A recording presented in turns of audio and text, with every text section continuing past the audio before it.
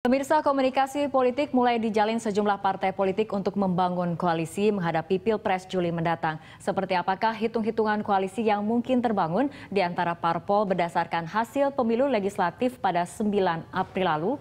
Kita lihat bersama pemirsa bagaimana kemudian hasil pemilu legislatif 9 April lalu berdasarkan perhitungan cepat ataupun quick count. Ada 3 partai yang masuk dalam tiga besar seperti itu. Kita lihat yang pertama adalah PDIP dengan memperoleh suara 18,89%, kemudian Golkar memperoleh 14,98% suara dan juga Gerindra yang memperoleh 11,96% suara. Tapi kita lihat bagaimana partai yang kemudian masuk dalam posisi 3 besar ini ternyata tidak ada satupun yang meraih 20% suara pada pemilu legislatif berdasarkan perhitungan cepat. Maka ini artinya tidak ada satupun partai yang bisa mengusung sendiri capres dan cawapresnya. Dan ini artinya juga bahwa partai-partai politik ini kemudian pilihannya hanya satu, yaitu berkoalisi. Nah, kita akan kemudian melihat beberapa skenario peta koalisi yang mungkin terjadi pada saat Pilpres nanti. Kita mulai dari PDIP terlebih dahulu. Jika kemudian PDIP berkoalisi dengan Partai Nasdem yang memperoleh suara 6,66%, ya kita lihat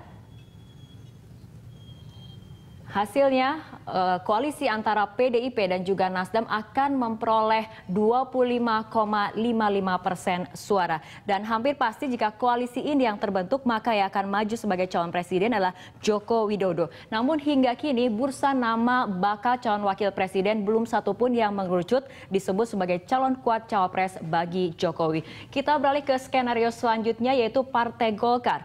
Partai Golkar ini jika kemudian berkoalisi dengan PKB yang memperoleh 9,07% suara pada pemilu legislatif lalu, ditambah kemudian berkoalisi juga dengan Hanura yang memperoleh 5,15% suara. Kita lihat pemirsa, kemungkinan perolehan suaranya adalah sekitar 29,2% suara. Dan kemudian yang akan maju kemungkinan diusung sebagai pasangan capres dan cawapres adalah sang Ketua Umum Golkar Abu Rizal Bakri dan cawapresnya adalah Muhaimin Iskandar dari PKB.